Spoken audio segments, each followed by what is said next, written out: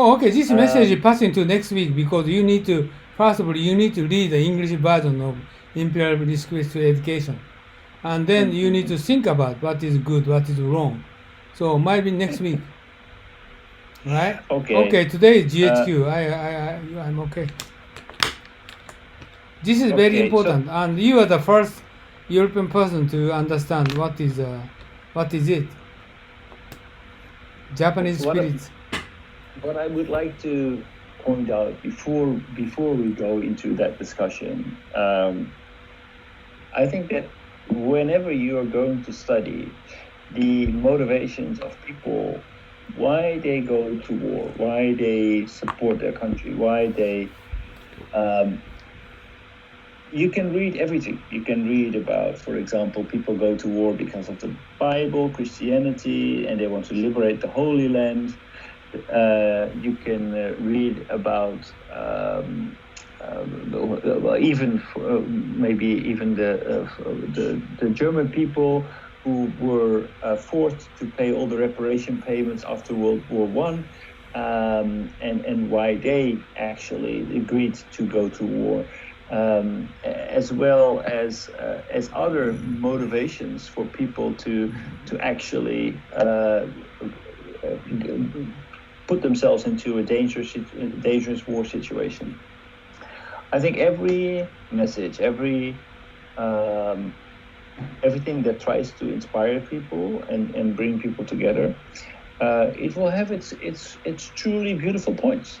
I don't think that one theory is necessarily better than the other.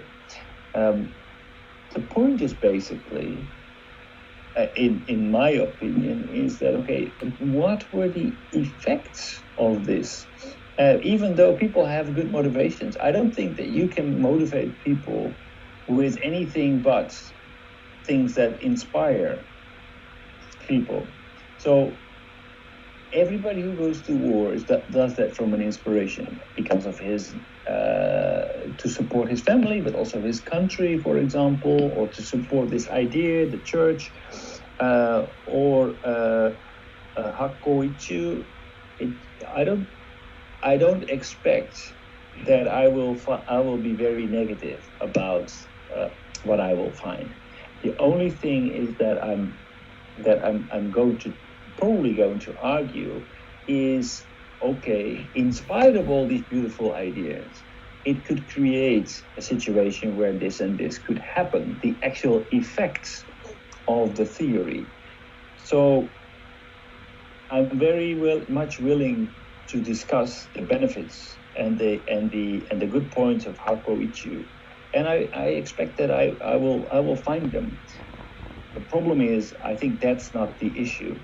The issue is basically what happens because of this. I think Japan is not unique in a situation where people feel justified and be fighting for a good cause.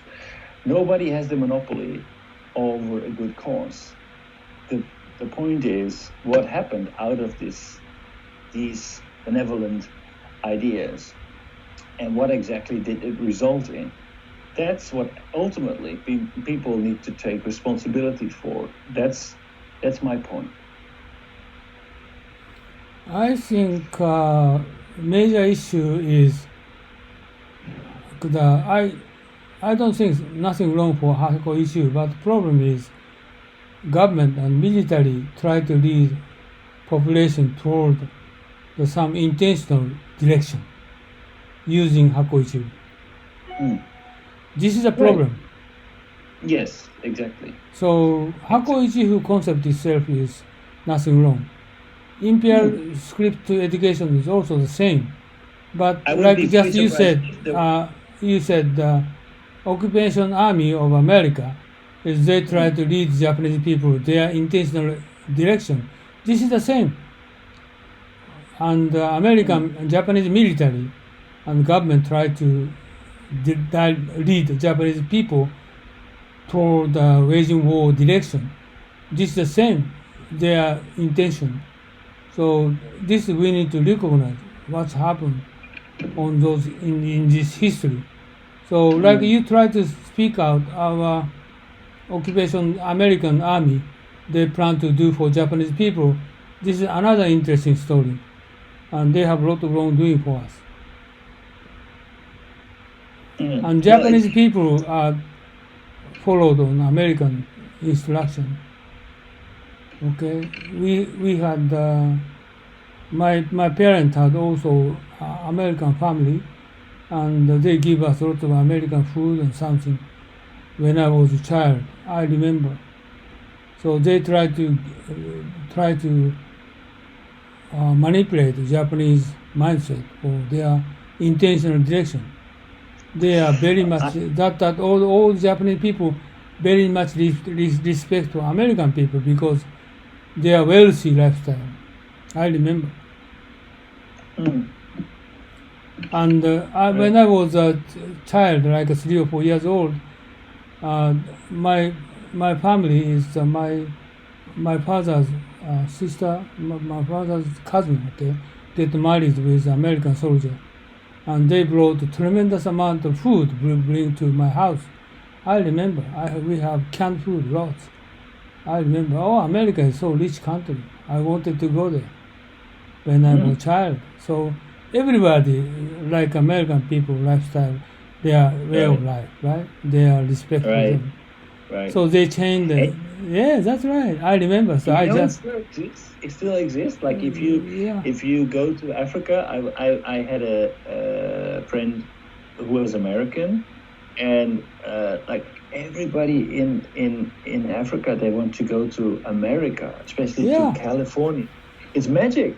It's magic. But everybody knows about it, and everybody feels like exactly. In my house, we had a lot of canned food. Many. And my father's cousin has brought a lot of food from American soldiers. I remember it was so delicious. We cannot taste kind of food at that time, 1952 or 53, or just before Korean War. I born 1948, so at that time I respect American people. I wanted to go there, right?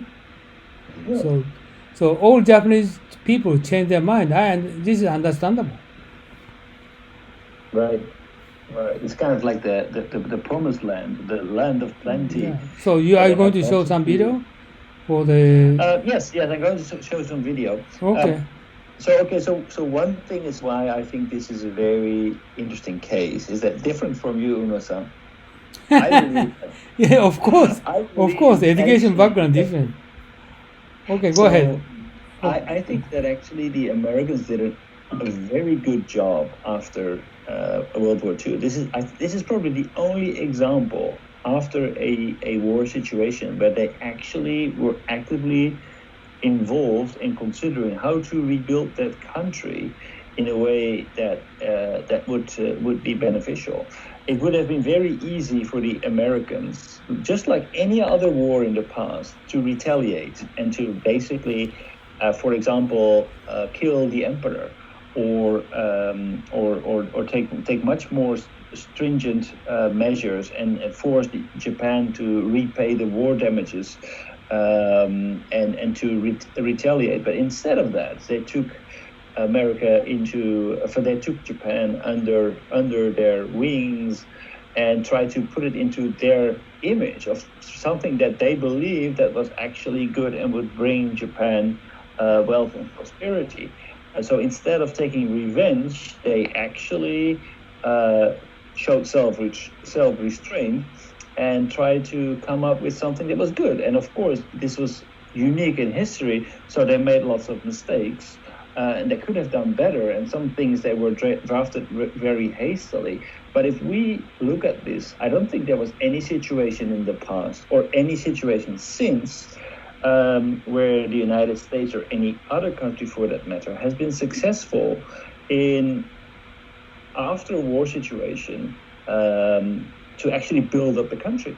Like if we look at what's happening today in Iraq, in Afghanistan, in all the countries where the United States has been fighting wars, they have never been successful in rebuilding countries. The situation in Japan was different. They actually made an effort, and they were actually I believe, very successful in rebuilding their effort. But this is a unique situation in history, and so that's my background, my take on the situation. So let's look at the good things and the bad things, and learn something from it. Okay. Why don't you send a message for this message board? I will just send you the link to the video. You don't need to show the pop-up.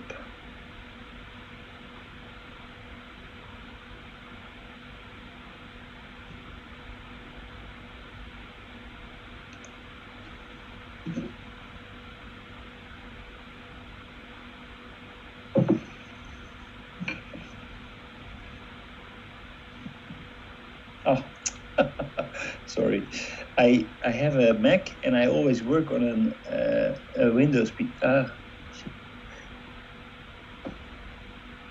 So the control copy, the command and the control is different key on the. Are you a Windows PC?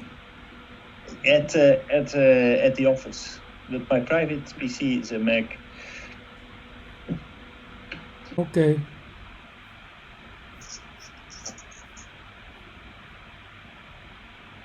Okay.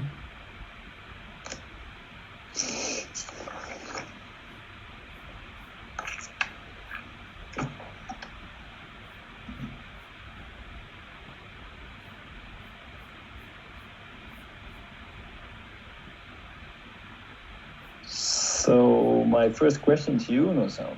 Yeah, go ahead. Do you agree with the depiction of Japanese post-war, immediate post-war history in this documentary? By the way, Takahashi missing. Oh. You don't know? No, what happened? No, he's still there. No. His camera switched off. Yeah, his camera switched off.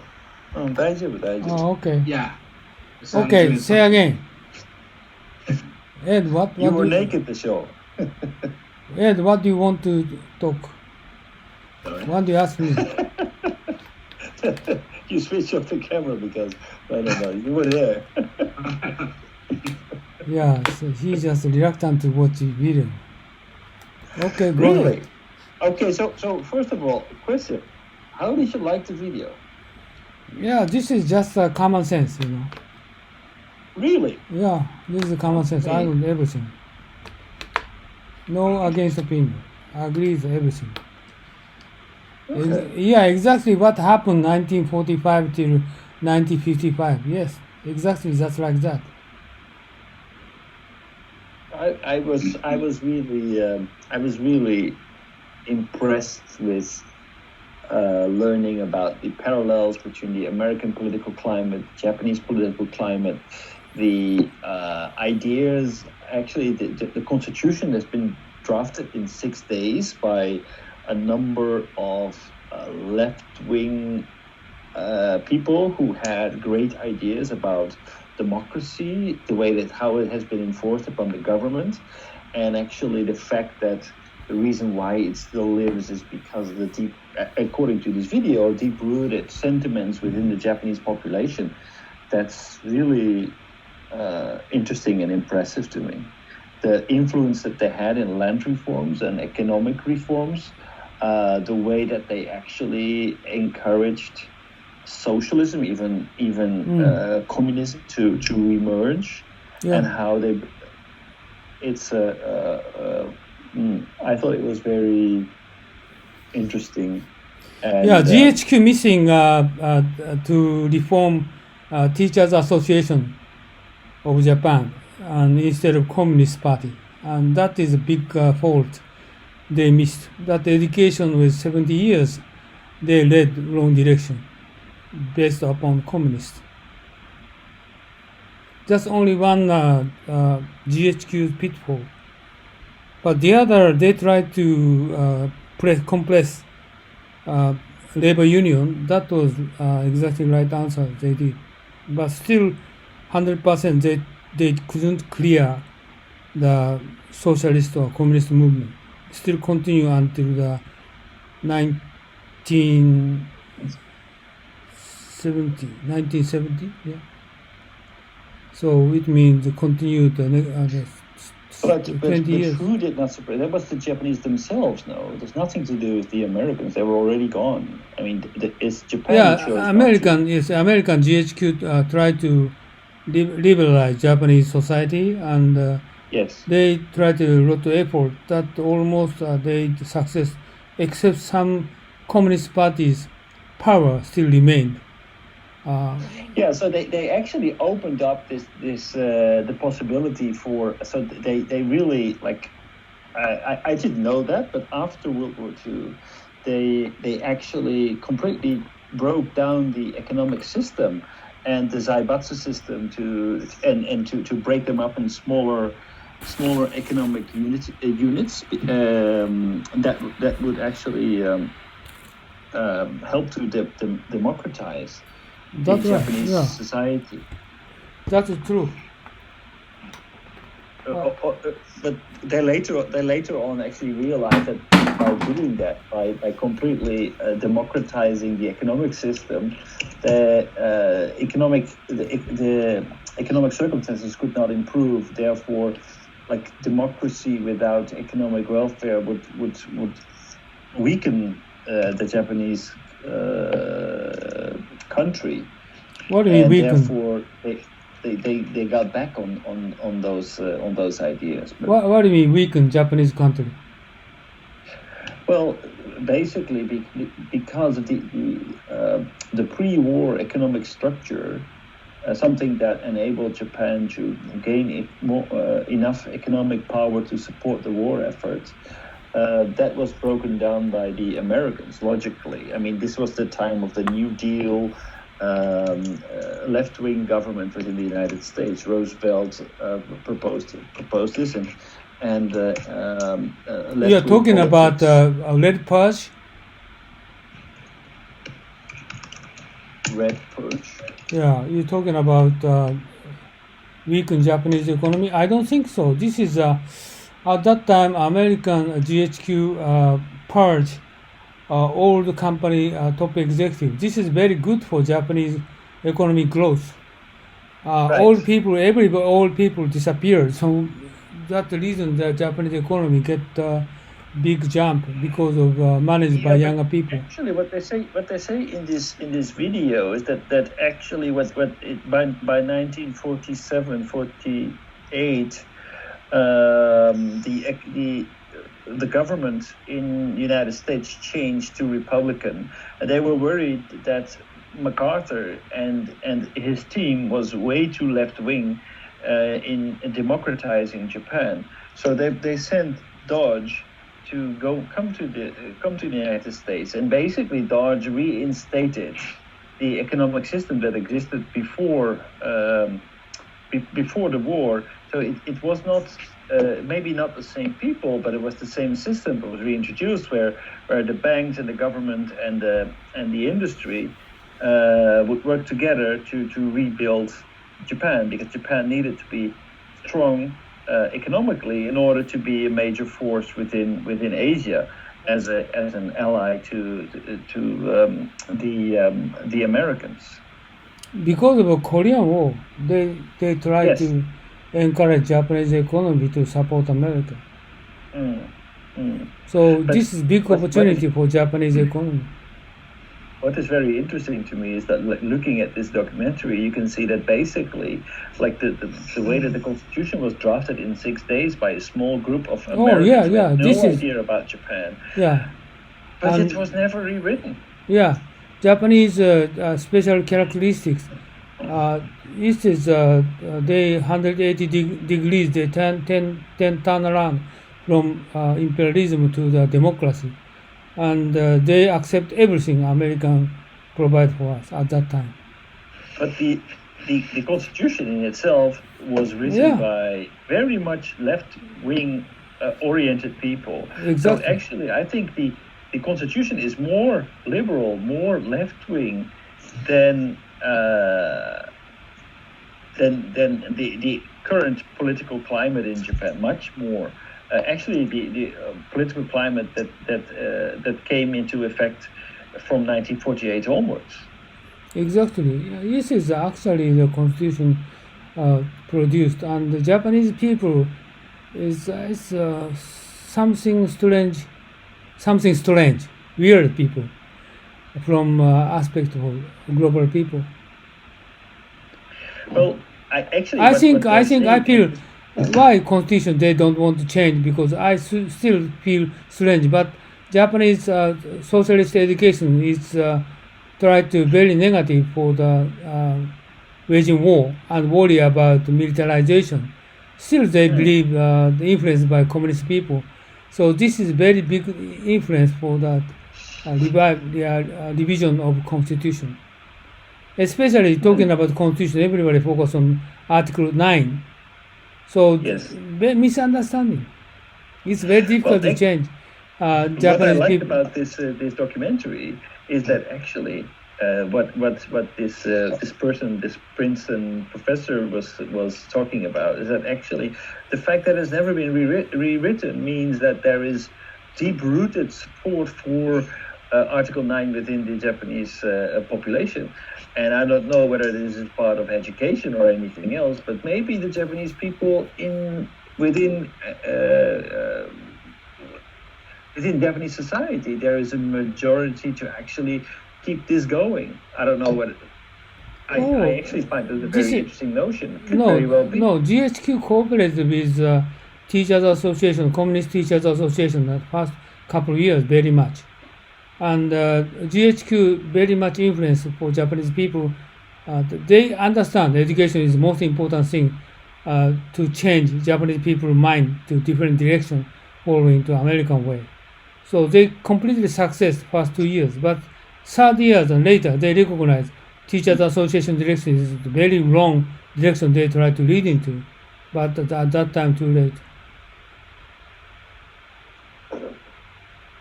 They cannot change. Just as they prohibit demonstration, but that was too late. They cannot change. And they allowed the first 2 years for communist people, communist association. That was the wrong decision. Wasn't that at a certain point in time became the responsibility of the Japanese themselves? I mean, basically they only set these things in motion, but after that, Japan got control back. So, isn't it a little bit strange to point at the Americans and say, "Oh, you did this wrong"? Actually, I think a lot of things they did right. They were not very clear in their ideas. They haven't always had a long-term perspective. It was more or less done by the people who happened to be here, who were given the position to actually rule this, and they ruled at their own discretion and according to their own political favors. So yes, of course, what we see from this documentary is that the policy towards Japan has been going from left to right, but basically to say, okay, well, the GHQ made a mistake. I